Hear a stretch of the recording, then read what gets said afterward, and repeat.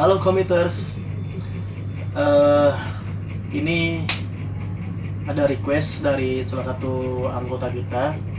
Katanya, Kak, di YouTube jangan cuma upload video yang let post, tapi coba Kak bikin video yang menjelaskan tentang apa itu Kopi 12. Nah, maka dari itu saya dalam video ini akan menjelaskan tentang sejarah Kopi 12. Nah, ini nama videonya Kopipedia ya. Jadi Kopipedia itu kita bikin di YouTube tujuannya untuk menjelaskan tentang Kopi 12. Karena Kopipedia itu adalah ensiklopedi Kopi 12. Jadi namanya Kopipedia. Nah, dalam video kali ini saya akan menjelaskan bagaimana sih perjalanan Kopi 12, sejarahnya bagaimana, apa yang melatar belakangi terbentuknya Kopi 12.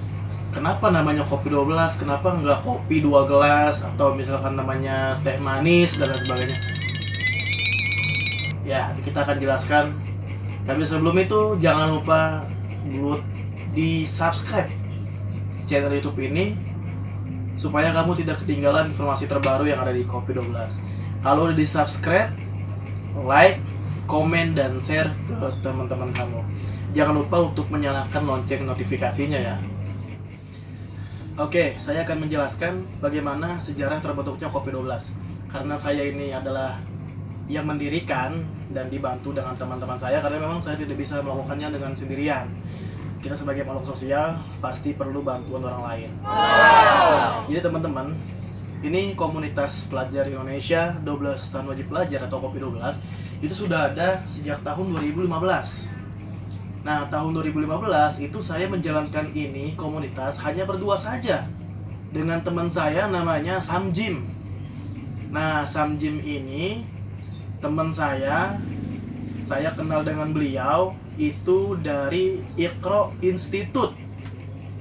Jadi saya kan kerja nih 2015, saya resign karena saya tertarik dengan pemaparan teman saya. Dia bikin kayak semacam event organizer namanya Iqra Institute. Pada saat itu kami berlima. Haji Iskandar Yusuf, ini sekarang beliau ini adalah produser film. Yang kedua adalah sahabatnya, yaitu Rizky Ikramullah, aktivis di bidang sosial dan pendidikan. Habis itu saya, terus Fauji, yang terakhir Samjim. Nah, ini kita berlima nih di Iqra Institute. Ini Iqra Institute punya program, yaitu membuat kartu pelajar multifungsi. Jadi karena di Jakarta ini transaksi semuanya serba elektronik, maka muncullah ide ini membuat kartu pelajar multifungsi. Jadi kartu pelajar dengan e-money, alat transaksi elektronik dari Bank Mandiri, itu di merge. Jadi kartu pelajar sekaligus alat pembayaran yang bisa digunakan untuk naik KRL atau KRL listrik, naik Transjakarta, belanja di Indomaret, di Alfamart, bisa juga digunakan untuk bayar tol, nah kayak gitu. Ini program gak jalan. Pada saat itu saya dipercaya sebagai ketua program pembuatan kartu pelajar multifungsi. Tapi program ini gak jalan teman-teman ya. Di surat permohonannya saya melihat ada tulisan kopi, komunikasi pelajar Indonesia. Jadi semua anak-anak pelajar di Indonesia yang punya kartu itu tergabung di dalam forum kopi, komunikasi pelajar Indonesia. Ini semua idenya ini ada di sahabat saya, motivator saya yang saat ini, yaitu Haji Iskandar Yusuf Anwar. Beliau ini orang yang sukses teman-teman ya. Nah, tapi saya tidak mau cerita beliau karena ini saya lagi ceritain Kopi 12. Intinya beliau banyak berkontribusi dalam hidup saya gitu. Makasih, Bib. Lanjut ya. Nah, karena ini nggak jalan, di salah satu surat permohonannya ada kopi, komunikasi pelajar Indonesia, maka saya bilang ke Haji Iskandar, Bib, ini program Anda jalanin. Kata dia, silakan aja, nggak apa-apa. Kayak gitu. Akhirnya saya jalanin, tapi namanya saya ubah.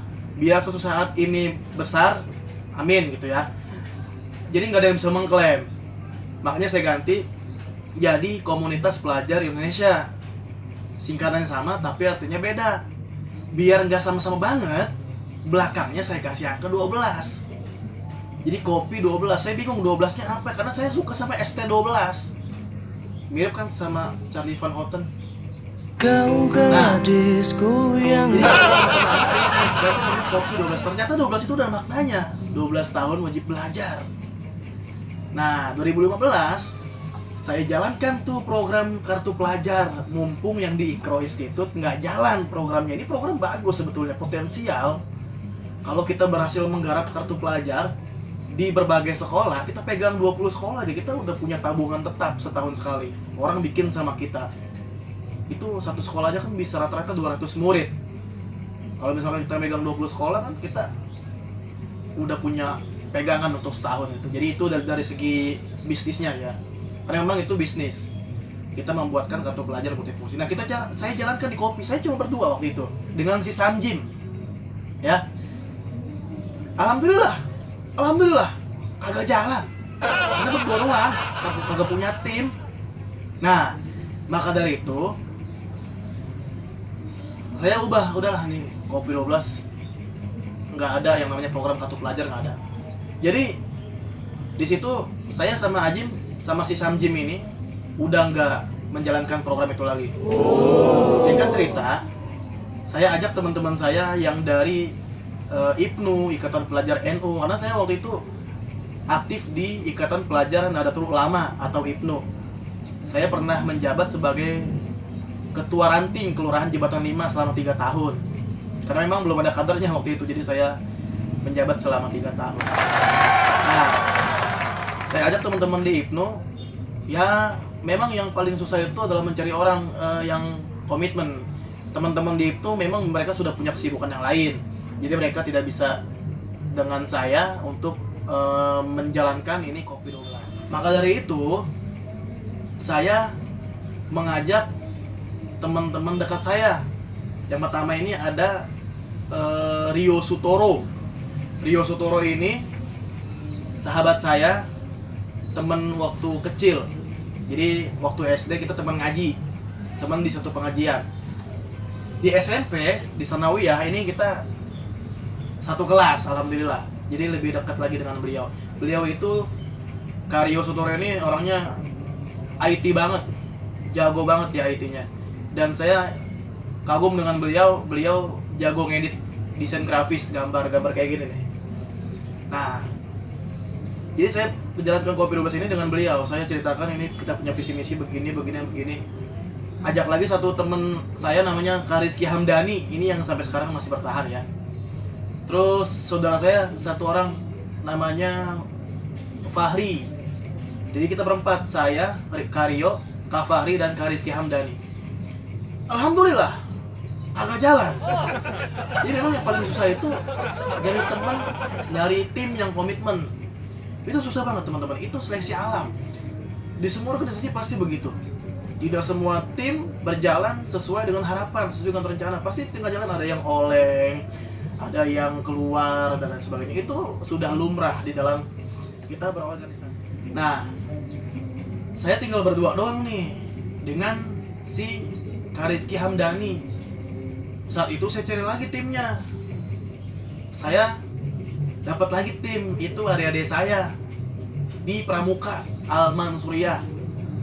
Ada si Adam yang sekarang jadi Satpol PP, sukses selalu. Dan itu temennya adik saya satu kelas. Si Dado, daging doang singkatannya Dado. Si Faiz, si Ilham, ini yang paling ngeselin orangnya. Cuma saya nggak punya fotonya ya. Nah, jadi kita menjalankan program namanya Kopi Media Center. Kopi Media Center itu program pertama kopi sebelum kopi 12 ini berbentuk keanggotaan. Jadi program Kopi Media Center itu adalah program yang dimana kita datang ke sekolah untuk menawarkan program pengelolaan majalah dinding. Karena majalah dinding atau mading di sekolah itu nggak update kan, ditempel itu cuma dijadiin pajangan aja. Padahal kalau mading ini kita utak-atik, ini banyak program yang bisa dikembangkan di situ. Jadi karena Mading ini kan pusat informasi bagi para siswa-siswi di sekolah ya. Nah jadi saya melihat ada potensi di Mading ini, di Mading sekolah. Jadi kita punya majalah tapi bentuknya poster, ukurannya A3, 4 halaman. Jadi di dalam majalah poster itu ada artikel-artikelnya. Ada artikel yang ditulis sama tim kopi, ada artikel yang ditulis oleh para anggota. Waktu itu bukan keanggotaan, maaf, oleh para member. Jadi kita sistemnya membership. Kita ke sekolah, sosialisasi, ngajak teman-teman di sekolah itu untuk menjadi member majalah. Karena di dalam majalah itu ada artikel yang hanya bisa ditulis oleh para member. Jadi kalau misalkan mau tulis artikel di situ, mau ngirim tulisan, mau menjawab kuis, mau mengikuti games yang ada di situ berhadiah, mau titip salam, promosi media sosial, itu bisa kirim lewat WA media center kita. Nanti kita akan post, tapi syaratnya dia harus berlangganan dulu, kayak gitu. Nah, ini program waktu itu kita garap per kecamatan, Kecamatan Tambora, karena kita berasal dari Kecamatan Tambora, Jakarta Barat. Di Kecamatan Tambora kita sowan dulu ke kecamatan selaku bagian administratif.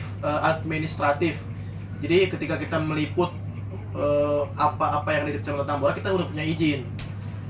Dan juga kita ke Polsek Tambora waktu itu. Tapi memang karena kita belum jelas, legalitas belum ada, kantor belum ada, duit juga apalagi jangan ditanya. Alhamdulillah kagak jalan. Kagak jalan. Nah, walaupun kita sempat mengundang 10, waktu itu yang datang 10 sekolah di Kecamatan Tambora itu ada 33. Kita undang OSIS-nya, ketua, wakil, sekretaris, untuk datang ke suatu tempat itu kita menjelaskan tentang maksud dari program tersebut. Waktu itu kita adain di aula sekolah Al-Mansuriyah. Al-Mansur itu sekolah saya. Keluarga besar saya sekolah di situ, Sanawiyah ya. Nah, di aula tuh acaranya tuh datang, kita undang 33, alhamdulillah yang datang 10. Dan dari 10 itu ada 2 pembina OSISnya datang, Pak Masran dari SMK dan SMP Islam Bahagia. Pak Masran itu, kalau kamu suka nonton sinetron yang ada di Indosiar, beliau ini selalu jadi polisi, kayak gitu. Nanti bisa edit ini video, saya kasih fotonya. Mudah-mudahan ada ya, kalau nggak ada berarti kita skip aja. Ada itu tadi fotonya. Nah, kita jelaskan di situ. Jadi kita undang OSIS-nya aja. Selesai, nanti OSIS meneruskan ke seluruh siswa-siswi yang ada di sekolahnya tentang program majalah. Edisi pertama, alhamdulillah jalan. Kita cetak pakai uang pribadi. Bayangin, 10 sekolah, satu majalah itu bisa 20.000 dikali 10. Berapa itu? Hitung sendiri ya. Itu kita pakai uang pribadi, teman-teman. Kita belum dapat duit di situ karena memang member ini dia bayar kalau mau jadi member majalah ini. Nah, edisi kedua alhamdulillah jalan. Walaupun kita terhati-hati, teman-teman. Ini uangnya buat nyetak majalah dari mana ini? Walaupun hanya sekedar poster, bahkan tim kita nggak ada yang namanya bisa ngedesain kayak gini, ngedesain majalah nggak ada yang bisa. Kita sewa orang. Alhamdulillah orang itu nggak kebayar. Tapi sekarang udah dibayar sih. Nah, itu program pertama kopi. Nah, setelah itu, karena ini hanya tingkat kecamatan aja, kita rubah. Udah kita sosialisasi, kita pure se-DKI Jakarta aja lah.